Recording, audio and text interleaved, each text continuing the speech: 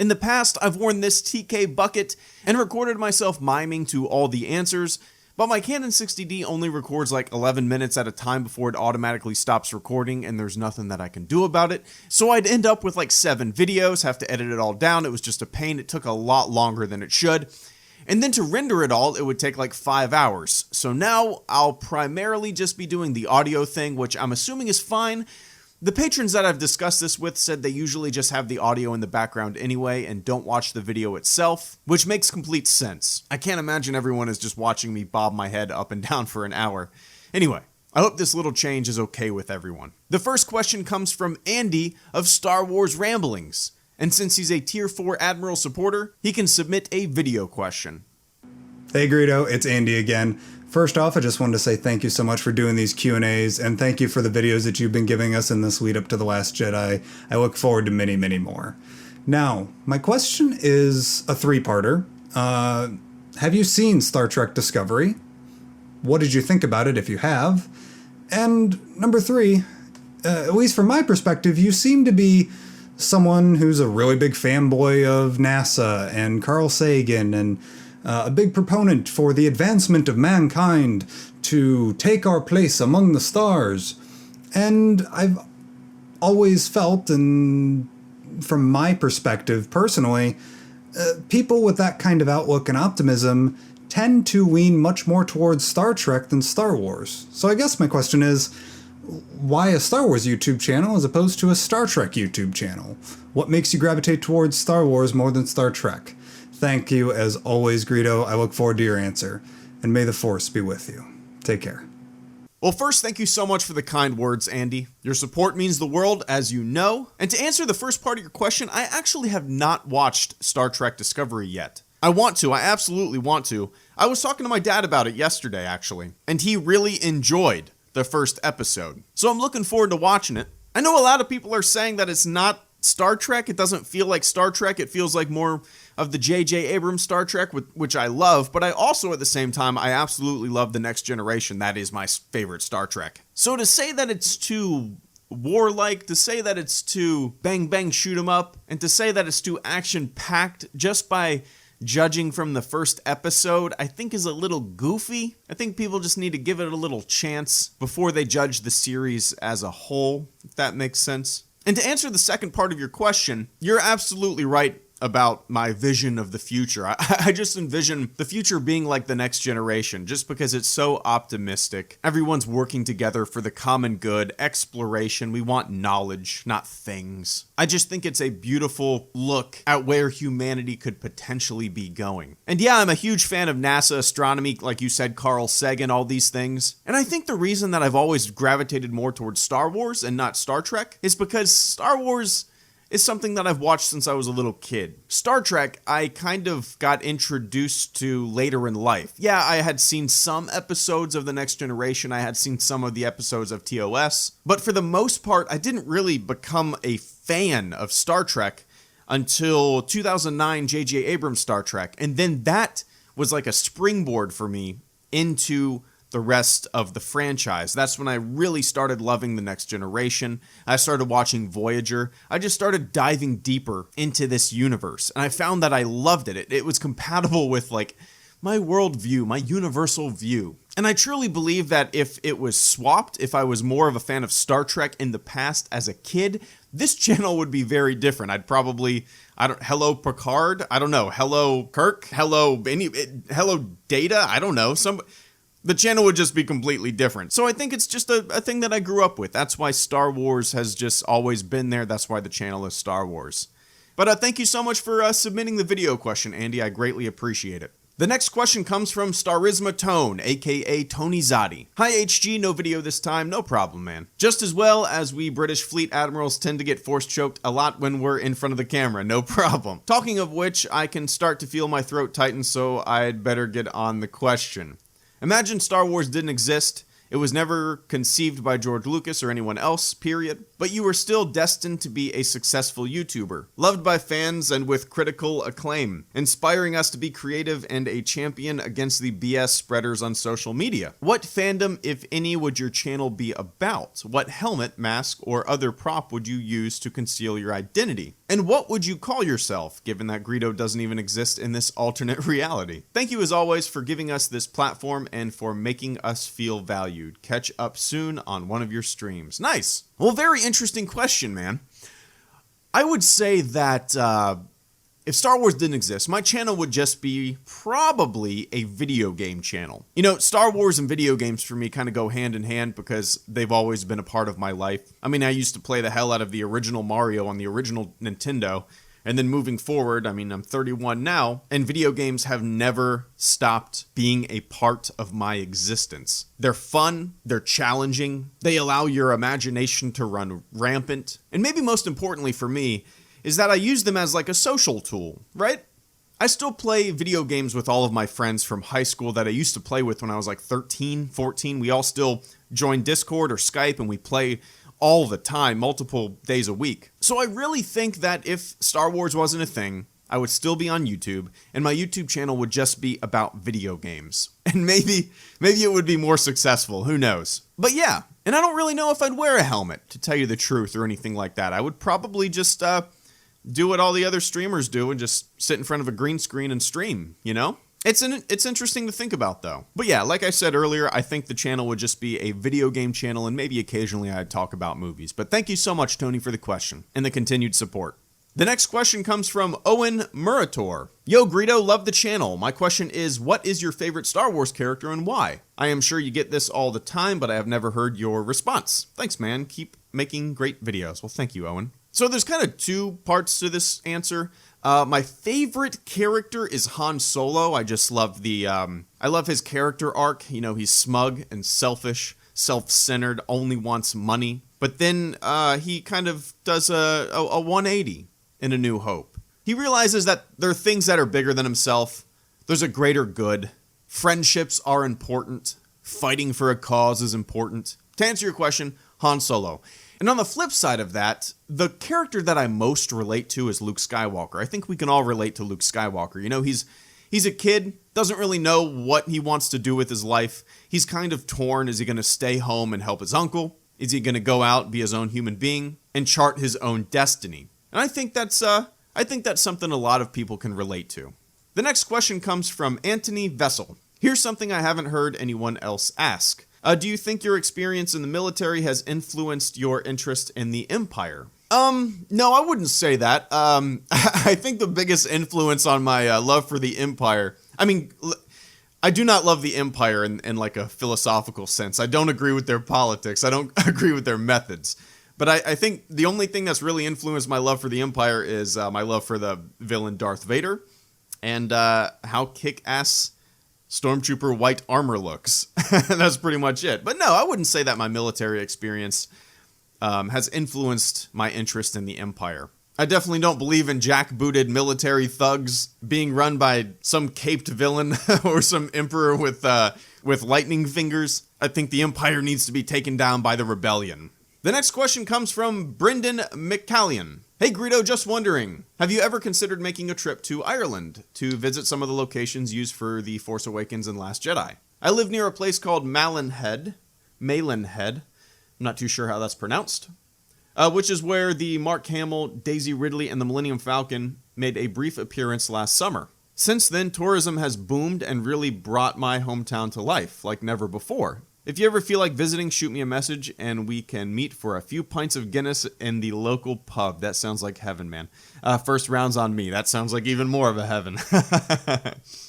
That may just be the most Irish thing I've ever said. Nice.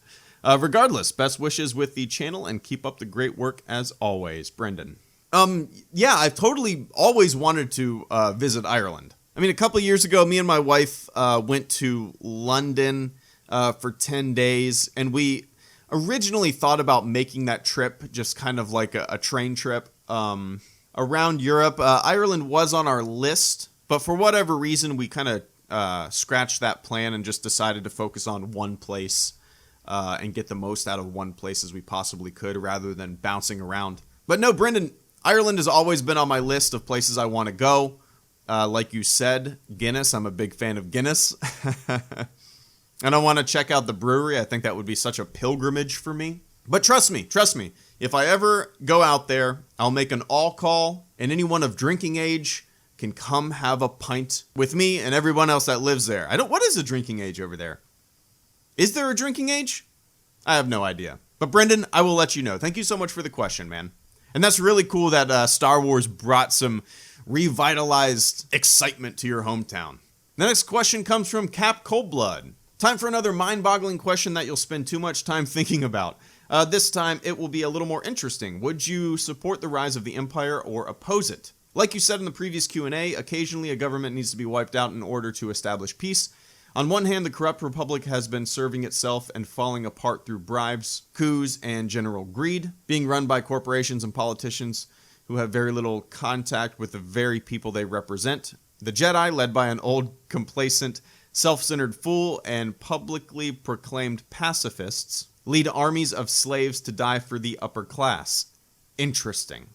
And the lower classes suffer in extreme poverty to fund the war effort. You'll learn much more about this as you watch the Clone Wars.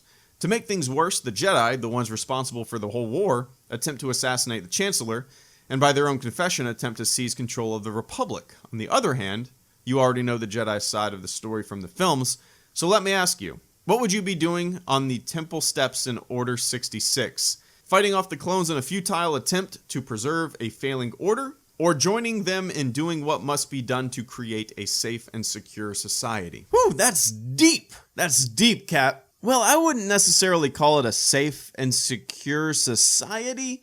Secure for who? Safe for who? Safety and security at the expense of a lot of folks. And if I was on the battlefield, let's say, swinging around a green lightsaber, because green is the best, and all of a sudden, the troops that I was fighting alongside started shooting at me, I don't know, I think I'd immediately go after them. It's really interesting, though, that you mentioned the clones are kind of slaves. I've honestly never thought about that before. And you said that I'll learn about that more in the Clone Wars series, so I'm excited to see that level of depth. But that makes complete sense now that I really think about it. It's worse than like a military draft, you know? Because these people are bred, not even bred, they're created to be warriors. So from birth, they're almost unwilling participants in this galactic chess game. It's really interesting now that I think about it. But still, if I saw this uprising, this horde of soldiers, of clones, I still think I would fight against them. Especially if all of a sudden they turned on everybody that were fighting with them.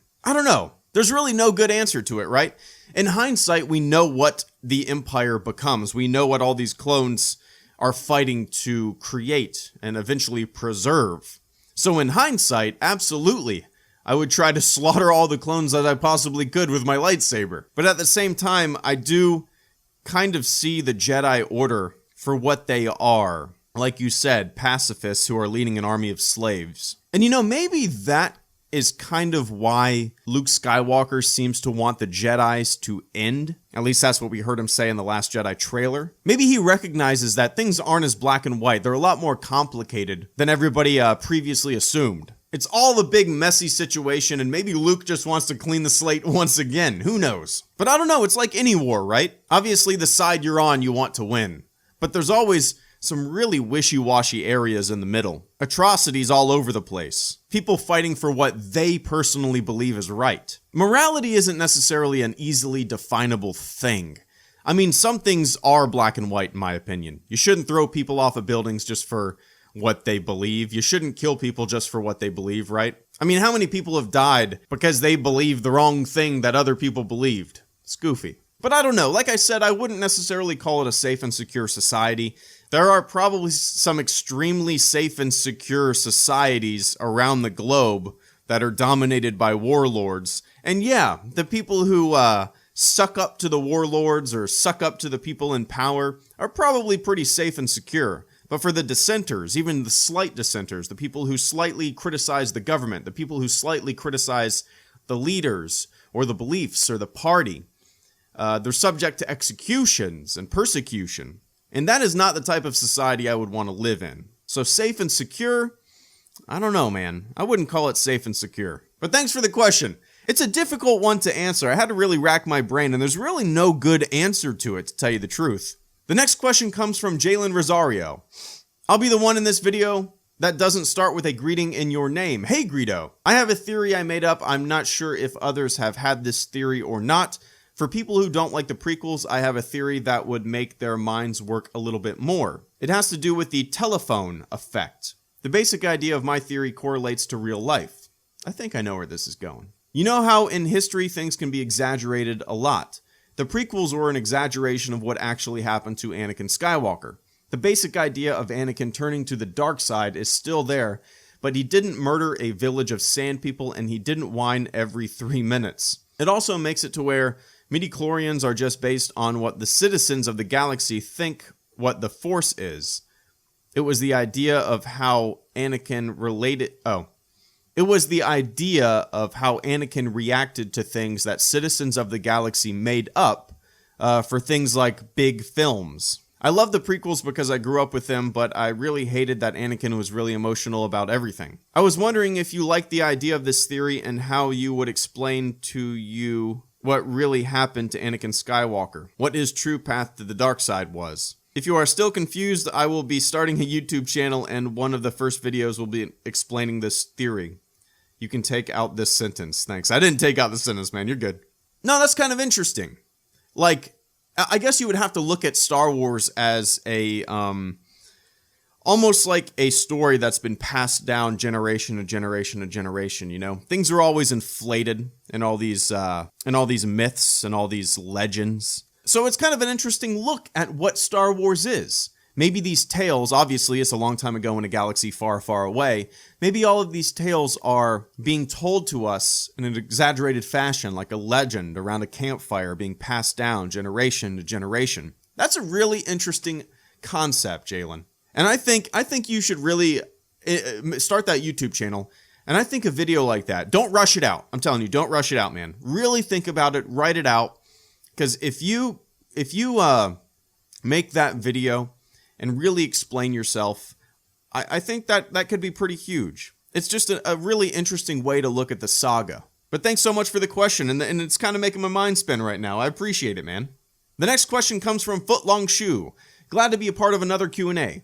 Which animal/creature in the Star Wars universe do you think would be the most delicious? Humans. The next question comes from Khalil Ishmael, also known as Banana Dude 64. Hey Greedo, what's your favorite band/artist? And then furthermore, your favorite album/song of theirs? It obviously doesn't have to be Star Wars related. It'd be cool to get to know you more outside of the Star Wars side. Like for example, favorite band is the Red Hot Chili Peppers and my favorite song by them is Doped. Anyway, take care, man. Thanks for the endless entertainment. Well, there's a long list of bands and albums and stuff like that.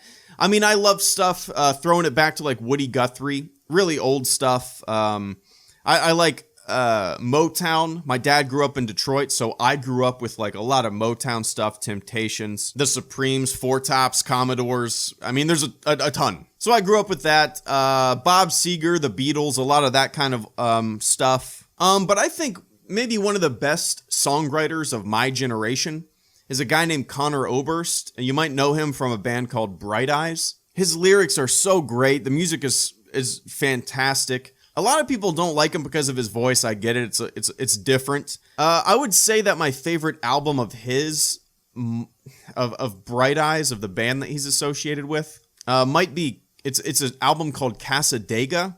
Definitely check it out. He has a ton of music out there. I mean, it's like an endless catalog of stuff you can listen to. But yeah, other than that, I mean, I listen to Ryan Adams. He's one of my all-time favorites. Josh Ritter, Iron and Wine, Owen. And Owen is kind of the side project, a solo project of a guy named Mike Kinsella. He has a band called American Football, and you might have heard me talk about American football in the past. But yeah. And lately, maybe for the past like 6 or 7 years, I've been really into kind of ambient music, almost stuff that could be on a movie soundtrack. It's kind of spacey, a little abstract, a little trippy, I suppose. But one of my favorite bands is called Hammock, like the thing you swing in. Hammock, definitely check them out. Another one is called Tycho, Tycho, and then another one is called The Album Leaf. They're all fantastic. It's some of my favorite music to work to. When I'm making a video or something like that, I can't really listen to stuff with lyrics.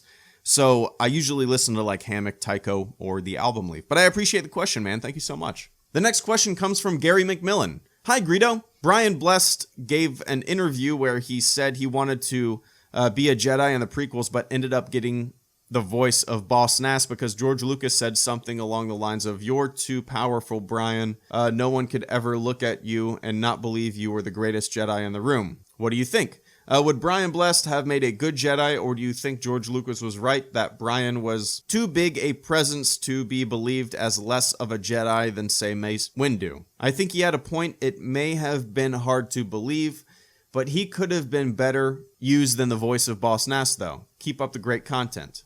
Interesting, and to tell you the truth, I didn't know Brian Blessed by name. I actually had to just Google him, and then I recognize him. But I'm really not too familiar with his work. So maybe, I don't know, maybe he could have been a Jedi. I don't know how true this story is, but I mean, obviously you know more about it than me. But yeah, I'm looking at the, at Brian Bless's work. Flash Gordon, I've seen that. Tarzan, I've seen that. That's an animated one, though. Oh, Kevin Costner, Robin Hood, I've seen that. I don't recognize him in that, though. Maybe I need to watch it again. Looking at his IMDb, there's a lot of stuff I have not seen him in. A lot of stuff. So for me, having him be a Jedi, it probably wouldn't be that big of a thing. I really don't know. I guess I need to get more familiar with Brian Blessed. Should I know more about him? Is he more of a UK guy? Is this dumb American ignorant to something that I should know? But no, I mean, ultimately, George Lucas had the final say. Maybe he just was saying something nice to Brian Blessed, and he just really didn't want him to be a Jedi. Who knows? But hey, Brian Blessed became the best Star Wars character ever. Am I right? Right? Boss Nass, right? He's the best character in all of Star Wars, right? Yeah. Yeah, I think so. The next question comes from Gamble 101. As Star Wars fans, we've been yearning for new stories and characters from the Star Wars universe for years. However, I feel the new content, films, games, novels, etc., are coming at an alarmingly fast rate, to the point that it is beginning to be a bit overwhelming and saturated. Do you have concerns that the release of all of this content so quickly is going to turn people off from the franchise simply because there is so much going on? I briefly talked about this in a video. I think it was titled like Star Wars Oversaturation or something like that. Honestly, I'm not worried about it. For me, I mostly get excited for the games and the movies, right? There is a whole slew of books and stuff like that that's coming out. But for someone like me, who doesn't read every novel, read every comic, dive into every backstory, I really just have the movies to look forward to. And they're coming out at a much faster rate than they used to, don't get me wrong. But there's still a good solid break in between each film, a time to breathe. So maybe somebody that constantly dives into the non-film content might get a little sick of it. I don't know though, man. I really don't know. I mean, this is kind of like the era of Star Wars. This is a birth of something new, just a flash of new content. And I think the people that are diving into that non-film stuff probably love it, right? I don't know. So I'm really not worried about it. I'm not. And I really don't see it being a flash in a pan, just a quick burnout. I don't see it being that way. I think Star Wars is going to be around for a long time. And to tell you the truth, most of the movie-going audience, most people that like Star Wars, I would say, I mean, you guys excluded, right? People that watch this YouTube channel probably excluded, but most moviegoers probably are not reading the novels or the comics. Most might not even be playing the games. They're just looking forward to the films. I'd be willing to bet most moviegoers fall into that category. So for the vast movie-going audience, it's about the films. So no, I'm not worried about it whatsoever. And I'm sure if Disney thinks they're spreading themselves too thin with a lot of different things, they'll pull back a little bit, but I just don't see that happening. The next question comes from Grimlock2183. Hey Greedo, if you could write and direct any kind of Star Wars movie you wanted, what would you make and why? Well, first of all, I have no confidence in myself to make a Star Wars movie, to direct anything, to write anything. But if I was to actually sit down, write one, and make one, have the opportunity to direct one, it would probably be something so out there, something so different, Something that nobody would like, honestly. I would want to go back way in the past, and I've talked about this before, but I would want to go back way back in the past and explore the galaxy before the Force was a widely known thing. Before there were Jedi, before there were Sith, before people understood what the Force is. And I would like to see the first people tap into the Force, to realize that they could bend this newly found energy that they've discovered to their own wills and wishes. I think that would be such a fascinating look at the birth of the factions, the Jedi and the Sith. You could have some people discover this power. Some people would want to keep it for themselves. Some people wouldn't want to tell anyone about it because it might be too powerful. It might get into the wrong hands. Some people might want to use it for their own personal gain. Some people might want to use it for the good of the galaxy. I think that would be such an interesting look at where this all came from, you know? But that's just me. And nobody would like it because it would be shit. But thank you so much, Grimlock, for the question. The next question comes from Vader Meme. Hello there. I first discovered your channel through the special edition changes videos. Very thorough and fun to watch. Got hooked instantly. Your channel is impressive. Most impressive. Anyway, here's the question. If you could have any 3 Star Wars ships, what would they be and why? Like in real life, like be able to fly these ships? Well, the TIE Fighter, for one. The maneuverability is always what's kind of got to me. It seems like such an easily maneuverable ship. It looks like it can turn on a dime. It's fast as hell. So yeah, TIE Fighter. And then the other one would be an X-Wing just because I love the beefiness of it. It looks so industrial. I like the design of it. And the other one would be maybe a Star Destroyer. I would use the Star Destroyer like a houseboat. Like a big-ass houseboat that you would take on a lake and set sail for a week. And have your family and friends on there and drink a bunch of beer and shoot the shit. I would have a giant Imperial Star Destroyer and just fill it up like a cruise ship and go out and explore the galaxy and have some fun, I guess. But thanks for the question, Vader Meme. I hope I answered it. Jocelyn Troy asks, hey man, once all the episodic and standalone movies announced to this date will be out, what do you think will happen to Lucasfilm? Do you think they could come up with a completely new and different franchise? What's your opinion on the future of Lucasfilm? I appreciate all the good work. Keep it up. No, I think Lucasfilm is going to definitely just stay with Star Wars. I mean, maybe they'll do something else. Who knows? But Star Wars is just like this endless bucket of things that you can constantly put your hand in this bucket and pull something new out. You know, there's so many facets of Star Wars that they could explore in films. So no, I don't think they'll really do anything different. I mean, look, for the past 10 years, for the past 12 years since Revenge of the Sith came out, people probably wondered what Lucasfilm was going to do for the future, but they've been constantly focusing on Star Wars stuff since then. In 1983, people probably wondered what they were going to do after Return of the Jedi, but they constantly put out Star Wars stuff. Yes, there was a big break in between the trilogies, but there was not a lack of Star Wars entertainment. There was always just a little film of Star Wars content that you could always get and have fun with. So no, once the episodic and standalone films are finished, the ones that are announced so far, I really think they'll just continue making the films. Maybe they'll even start another a sequel trilogy with episodes 10, 11, and 12, which would be pretty neat as long as they have an interesting story to tell. So no, I think Lucasfilm will be around for a long time. And their hand in Star Wars will go on until I'm dead. The next question comes from Paul Robinson. Greetings, Exalted One. Wait, no, that's Jabba. Hello. Favorite Star Wars themed Halloween costume you've seen? And aside from the bucket, what would you go as? Trust all is good in your world, fella. Paul. What's up, Paul? Good to see you, man. Well, I've seen a lot of unofficial Star Wars costumes, that people made. One of my all-time favorites, I can't remember where I saw this.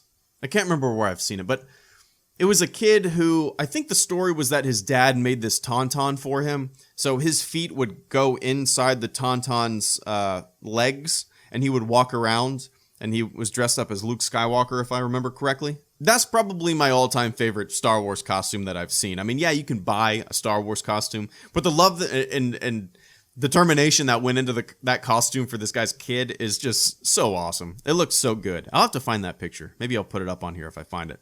It's been a while since I've seen it. But if I was going to go as a different Star Wars character than a Stormtrooper to Halloween, I would probably go as an X-Wing pilot. Like, buy an X-Wing pilot suit, something that doesn't cover my face, something that I can easily drink beer out of, I suppose. No, I think it would be kind of neat to have that jumpsuit with the pack, the chest pack, the X-Wing pilot helmet. I think that's what I would go as if I didn't go as a Stormtrooper. But thanks for the question, Paul. It's good to see you. The next question comes from Christoph Mueller. What do you think of Star Wars Empire at War? You want to stream it in the future? I really like your new comedic videos. Keep it up. Thank you. I remember having a lot of fun playing Empire at War. It didn't really stick with me that long because I was always a fan of like Age of Empires, Company of Heroes. Those are my style of RTS games. Granted, Empire at War is almost as simple as Age of Empires. You know, you make a bunch of units, you throw them at them, throw them at the enemy. But I always enjoyed it, and it was really just because it was a Star Wars universe, right? Now that they have Empire at War servers back online, the multiplayer's back for Empire at War, I might actually stream it.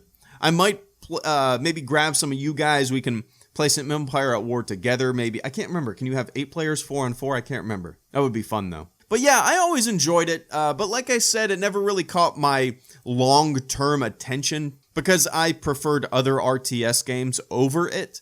And just because it was in the Star Wars universe wasn't enough to keep me around for that long. But I always enjoyed it. And yeah, if I ever decide to stream it, I will absolutely let you guys know. The next question comes from Admiral Crust.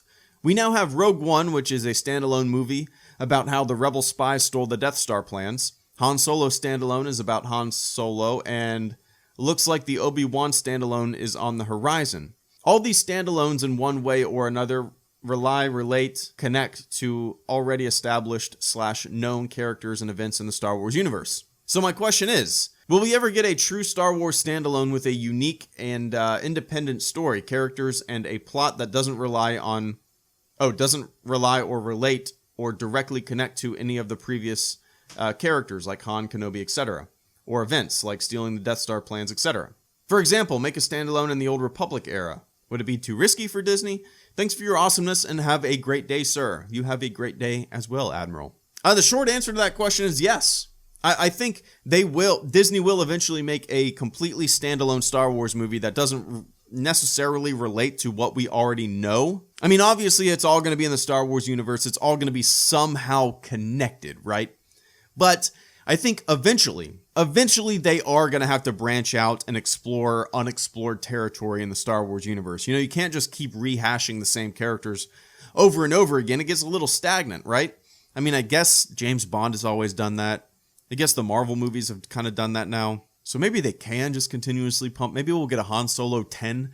Who knows? But that kind of stuff doesn't really interest me, right? I've said it before. I want new and interesting characters, new and interesting stories that we've never heard before. We've never even been hinted at. But yeah, I think eventually Disney will have to do that. They will have to branch out and tell stories about characters that we've never heard of before. Because if they keep mulching over the same stuff, I think things can get a little stagnant. So I think they'll eventually have to do that. But thank you for the question, Admiral Crust.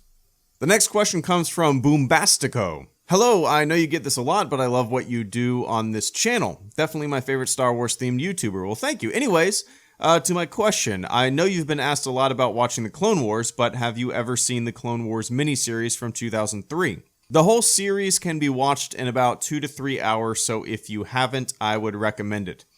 No, I actually have not seen that, Boombastico. That gets recommended to me quite a bit. Not as much as the actual Clone Wars series, but you know, every few streams, I'll have somebody recommend it to me or request that I watch it. At the moment, I don't really have any plans to watch it. I just have a lot of other stuff to do and watch. There's a lot of good TV out there right now. A lot of good YouTube stuff. A lot of good things. But eventually, I'm sure I'll get around to watching it. I didn't realize that it only took about 2 to 3 hours to watch, so that is definitely an incentive to check it out. But thank you for the question, Boombastico. I'll keep it in mind. The next question comes from Rex Rye. Love your content and dedication to your fans, Greedo. If you had to pick any capital ship in Star Wars to stick your banner on, which would it be? It would have to be the Rebel Corvette. The Corvette is always like, I don't know, kind of symbolized freedom and fighting against oppression. Maybe it's just because we saw it in the opening of A New Hope and it just holds a special place in my heart, but I've always loved the design of it. It's pretty simple. But yeah, it's always kind of symbolized this greater good to me. And I've never really looked at them as wartime vessels, nothing that would go on the attack. It's more of a diplomatic ship to me. I don't know if that's true in the Wikipedia or whatever, but that's kind of how I've always viewed the Corvettes. So yeah, it would probably be the Corvette. But thank you for the question, Rex. Ian Reichs asks, at what point does a question become a small essay? Yeah, I don't fault anybody for writing long-ass questions, but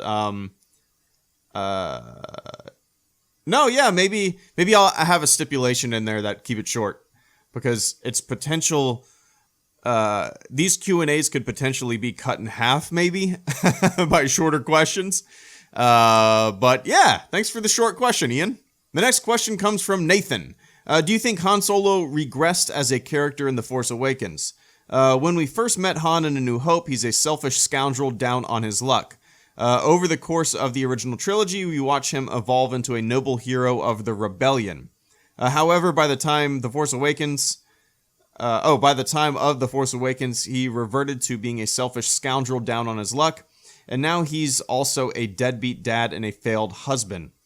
Personally, I can't see the Han from the original trilogy going in this direction, and I was very disappointed with the conclusion of his story. What do you think?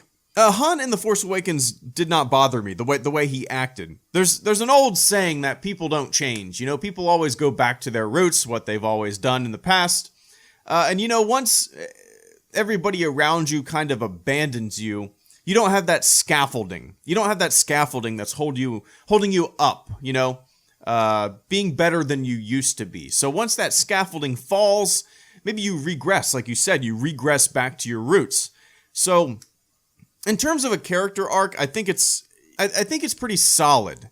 You're right. In the course of the original trilogy, he goes from being super selfish to being friendly and then ultimately fighting for the greater good.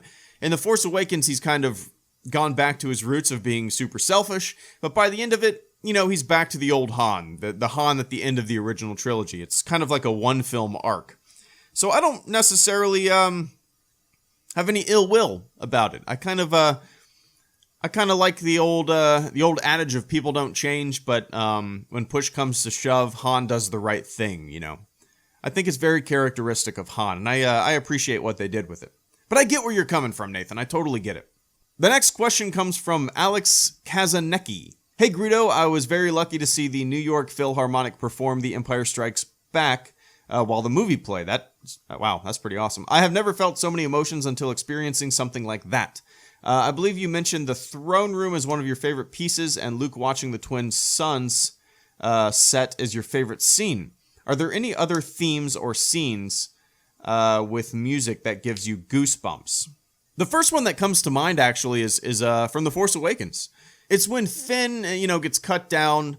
The lightsaber is on the ground. There's a shot of Kylo Ren. You guys know what I'm saying. You guys know what the hell I'm talking about. But and then there's a shot of the lightsaber. Kylo Ren goes to grab it with his force grab and bring it towards him, but it goes right by his head and it goes into Rey's hand.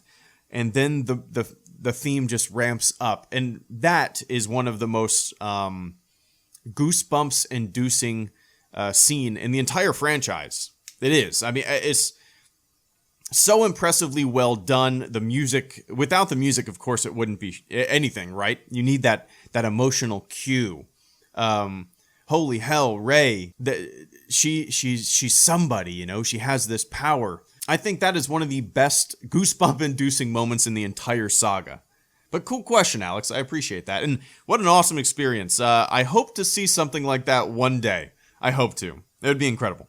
The next question comes from the movie critic dude. What is your thoughts on the news Tamora Morrison would like to play Captain Rex in the live-action Star Wars films for a possible anthology solo film about him? Also, who is your favorite actor to play the clone troopers? Tamora Morrison in the live-action films or D. Bradley Baker in the Clone Wars Rebels, and why? Well, I think it makes complete sense for Tamora Morrison to play a clone if they do an anthology film like that, you know? It makes complete sense.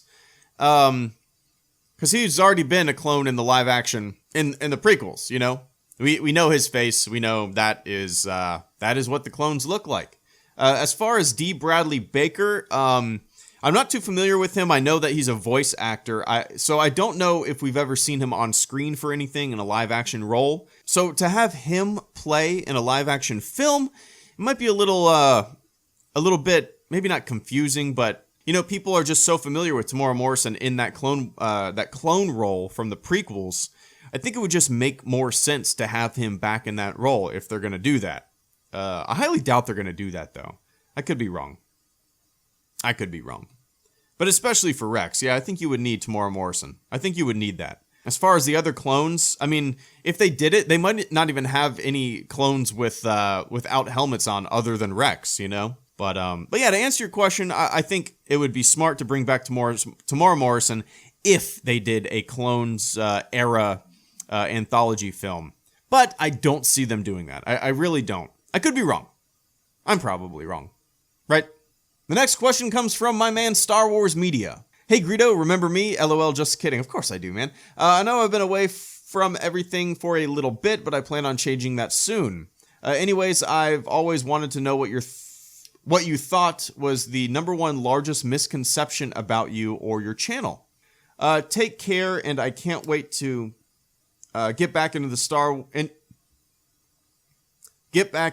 the world of Star Wars. The Battlefront 2 and The Last Jedi hype made me feel like I'm back in good old 2015. The reason I had so much trouble reading that was not because of you. It's because there's a truck outside and it was throwing me off. But interesting question, man. The biggest misconception. Well, this used to really bother me, right? I used to I used to see people post stuff like, HelloGreedo hates the prequels. HelloGreedo hates George Lucas. I used to see all this stuff, and I was like, I don't hate any of that stuff. You know, just by criticizing something, just by saying like, Rogue One didn't do much for me. And then all of a sudden, there's just all these posts saying HelloGreedo hates Rogue One. And I'm like, what the fuck? I never said I hated Rogue One. HelloGreedo hates Disney. What? HelloGreedo loves Disney. He's a Disney apologist. What? There's just so much misconception in that realm about myself and about the channel. Was I too harsh on the prequels and in the past videos? Yeah, 100%. If I would have made those videos now, I'm a different person, you know? The channel has a different vibe about it. I've evolved, and obviously my channel has evolved with just the way I see the world now. It's different than 5 or 6 years ago. It makes sense. You know, if you're staying the same for 5 or 6 years, you're not learning. You're not coming up with new stuff. You're not, you're stuck in this bubble. Your mind isn't evolving, you know? So if I made those videos today, they'd be completely different. But I don't think I never said I hated anything. So that's probably the biggest misconception that gets under my skin is people putting words in my mouth. It's really strange to see. And it makes me like really, I mean, imagine like being a huge celebrity. Right? A huge celebrity. Millions of people adore you. Millions of people hate you. And then you just get words put in your mouth. That has to happen all the time. It must be so frustrating. I can't imagine having that level of eyes on you. I don't know. It's weird. But people are goofy. People want to put words in your mouth. And then when you confront those people, they're often super nice. It's like they start off really shitty and then you say, I never said that. Oh my God, Greedo, I love your channel. I love you so much. Then why did you say all that shit? Like, it's so weird. I don't know. I'm going on a rant, but I hope everything's going well with you, Star Wars Media. Kick some ass. The next question comes from Mark Mueller. Hey, Greedo, love your channel, been subbed for years. Nice. So my question is, Rancor Wampa and or Trash Compactor Monster? Fuck one, marry one, kill one. All right. I guess we're doing this. I couldn't really do it with the Trash Compactor Monster. I guess I would have to say, oh, that's really tough. Which one would I have to kill? I would have to kill the Rancor, right? He's too big. He's too big. and he's too menacing. And I don't know if I'd be able to juke the Rancor. I don't think I'd be able to get around his grasp. I don't know. I don't think I could escape the Rancor. So I'd kill the Rancor. I'd probably marry the trash compactor monster. Just because I could leave and he would be stuck in the trash compactor. Does that make sense? Like I could just say, enough of this shit. I'm done. And then I just leave. And then I don't have to worry about the trash compactor. So I guess I'd fuck the Wampa. The next question comes from Jack Evans. My question is, what are your traditions during the Halloween season? Including what movies, TV shows, and cartoons do you watch, etc. As a kid, my tradition used to be like, you would put on the Michael Myers mask. I'd put on my dad's jumpsuit, work jumpsuit, his coveralls. I'd walk around the neighborhood, not saying a word, just really slow and silent, trying to scare kids. Having fun, Halloween fun. Nowadays, my tradition is basically just to hang out with some friends. We usually just sit on my buddy's porch, hand out some candy, drink some beers. Nothing too crazy. I mean, we walk around the neighborhood. I guess that's what happens when you get a little older for Halloween. But in terms of TV shows and movies, I usually watch a couple horror movies during Halloween. I always watch the original Halloween with Michael Myers. I usually watch a movie called House on Haunted Hill. I know they made a remake of it in like the early 2000s, late 90s, somewhere around there. But the original House on Haunted Hill came out in 1959. It has Vincent Price in it. It's always just been one of my favorite Halloween-themed movies. It's creepy, but it was made in 1959, so if you watched it today, you'd probably laugh at a lot of stuff. But there was a scene where somebody was burned in acid, and then the skeleton comes up. I don't know. As a kid, I watched it with my dad. That's just one of my all-time favorite, I guess, horror movies, I guess it is. But yeah, if you've never seen the original House on Haunted Hill from 1959, it's worth watching. It's worth watching. So check that out. But yeah, thanks for the question, Jack. Next question comes from Airzone. Hey, Greedo, knowing the first Battlefront was lacking in content, what should Battlefront include in its later sequels that would make the game as good as the original Battlefront? And what new features should be added? Big fan of the channel, by the way. Keep it up. Yeah, it's kind of... I've thought about this recently. With Battlefront, the Battlefront 2015, we had the original trilogy stuff. With the new Battlefront, with Battlefront 2, you have prequel, sequel, and original trilogy stuff. You have the 3 eras. What are they going to do for the third iteration of Battlefront? I mean, once you've exhausted all the planets, the characters, the weapons and stuff, eventually it kind of turns into like Madden, right? You're just making it look better, maybe improving on some mechanics. But ultimately, it's the same stuff. You're playing at the same field. You're playing with the same characters. You're playing with the same players. You're playing with the same vehicles. Playing with the same stuff that was in the past games. So what can they do to diversify Star Wars Battlefront series? I don't know. I mean, I guess they could just keep making new Mos Eisley maps moving forward for the new games, or new Camino maps, or have Camino in the game. But I don't know. It's possible that they could start adding Star Wars Rebels or maybe Clone Wars stuff in there, but I don't know if the market, in terms of just casual gameplay or casual gamers that aren't hardcore Star Wars fans, I don't know if the market is there for them, or the desire is there for them to want to play those cartoon characters. Does that make sense? And I don't know how they would make those cartoon characters look in an actual Battlefront game. I have no idea. So I've thought about this. Like I said, what are they going to do with future Battlefront games? I have no idea, man. I guess they just keep making them look better, keep making new maps. I really don't know. It's an interesting thought, because at the moment, there's only so much you can do in terms of making stuff that's already been in the films. And by the time the next Battlefront game comes out, will Episode 9 be coming out, They're only going to have Episode 8 and maybe the Han Solo film and Rogue One to make stuff from. I don't know. It's an interesting thought. The next question comes from Ronald the Commie Killer Reagan. Excuse me. Oh wow, I started reading that in Jar Jar Binks' voice, not realizing that the entire post is Jar Jar Binks. Excuse me, can I bomb a general? Sorry for late question. Me so forgotten, I understand if you so don't answer. You so have a good day. That was a horrible Jar Jar impression. I'm way better on a live stream. The next question comes from Mr. Palpameme. Any chance of you setting up a meet-up sometime? Absolutely, man. Maybe next time I go to a Star Wars celebration or a big convention or something like that, I would love to have a meetup. One of my biggest regrets with this channel is I went to Star Wars Celebration this year, right? Just for a day. But I saw 3 people wearing HelloGreedo shirts. In two of the instances, it would have been weird because I would have had to skip a huge line to go see them. And I'm sure nobody would care. I would retreat back to the back of the line where I was. I wouldn't skip. But I would have had to go through like 1,000 people to get to the person. And I should have. It's stupid that I didn't. I'm so pissed at myself. Just for saying, hey man, thank you so much for supporting the channel. That's all I wanted to say. It would have been really neat. So yes, I want to do a meetup sometime. I 100% want to. And when I do, I'm going to turn beet red. I'm going to get blushy. I'm going to get embarrassed. I mean, I remember when I met Dash and Geekdom at Star Wars Celebration and we said bye. My buddy turned to me who was with me and said, dude, you're red as shit. I get so red in those kind of situations where I get a little nervous. It's weird. I cannot hide my nerves. I don't feel the nervous feeling. I rarely get nervous, but for some reason my body goes, oh, you motherfucker, you're nervous. Let's turn you the color of an apple.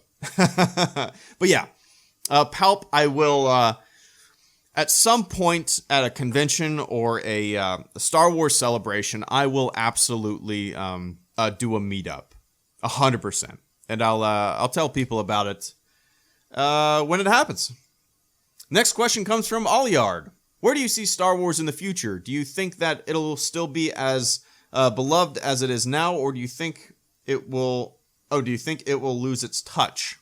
Well, man, it's so hard to say because so many franchises nowadays are being revitalized and renewed and stuff like that. So if that pattern continues, I don't see Star Wars going away. I mean, I can visualize a future where I'm 50, which is 19 years from now. Holy shit!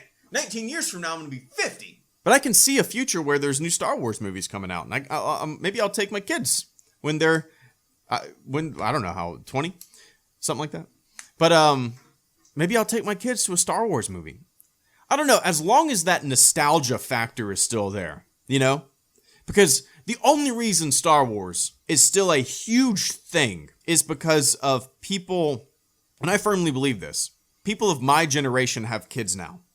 Maybe even a little older than me. They have kids now. And they loved Star Wars as a kid. So they take their kids to see the films.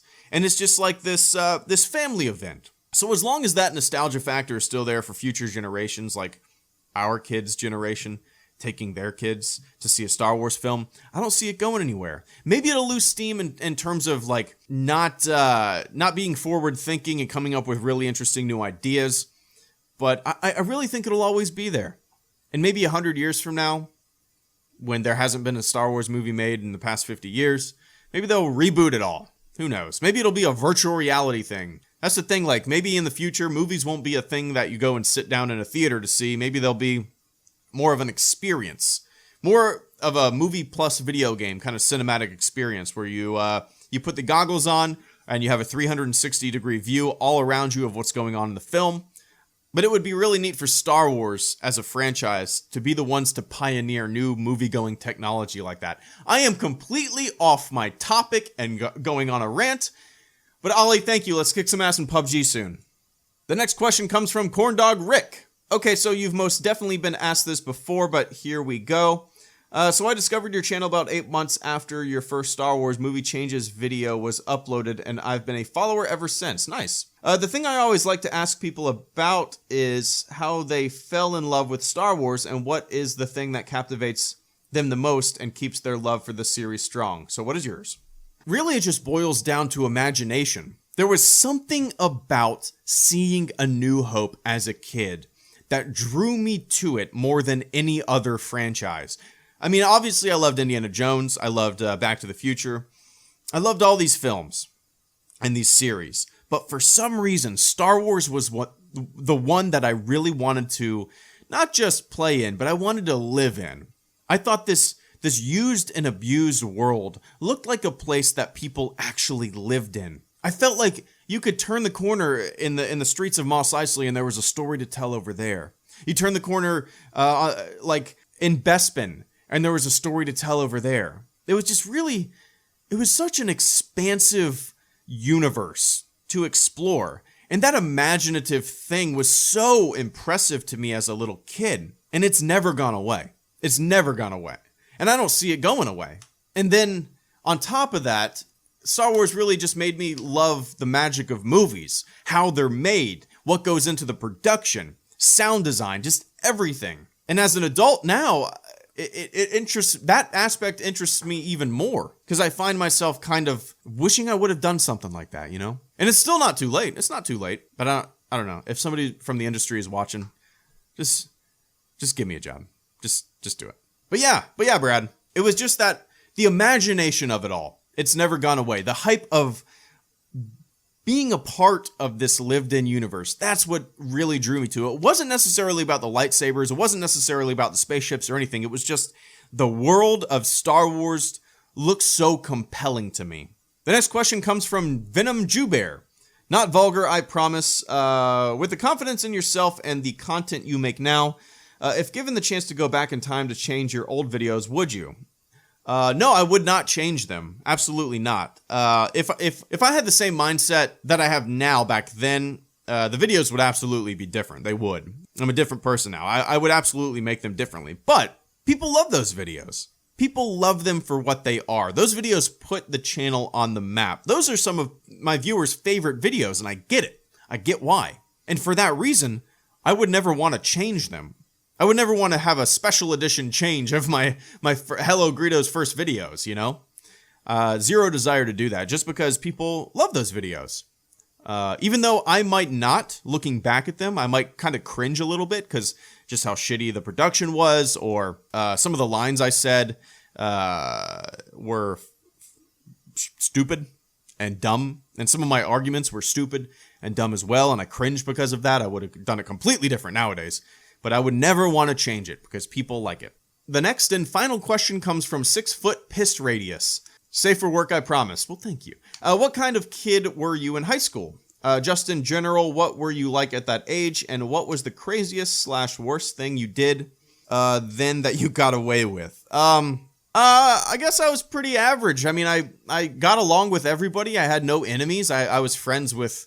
I don't like to label people, but I guess I was, in terms of labels, I was friends with jocks, the geeks, the anime kids. I just got along with everybody, you know, no enemies. Dumb to have enemies. Just be nice. No, but I got along with everybody. I had friends in all aspects. My core group of friends, we played in a band together.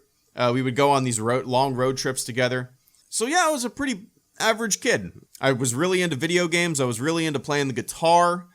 I was really into, watching movies and hanging out with my friends. I didn't do any drinking until I got into college, really. I never really did any of that kind of stuff. Just never had a desire, for whatever reason. But yeah, those were fun times, man. I just got along with everybody, cool with everybody. But you asked about the craziest, worst thing you did that you got away with. We were pranksters. We were definitely pranksters. We would drive around, in me and my buddy's car, with a full load of kids, and we would have squirt guns, and we would drive around and wait for the movies to get out, and we would see people that went to our high school, and we would spray them with super soakers, and we would haul ass and get out of there. We did a lot of stupid shit like that. I'll give a couple examples.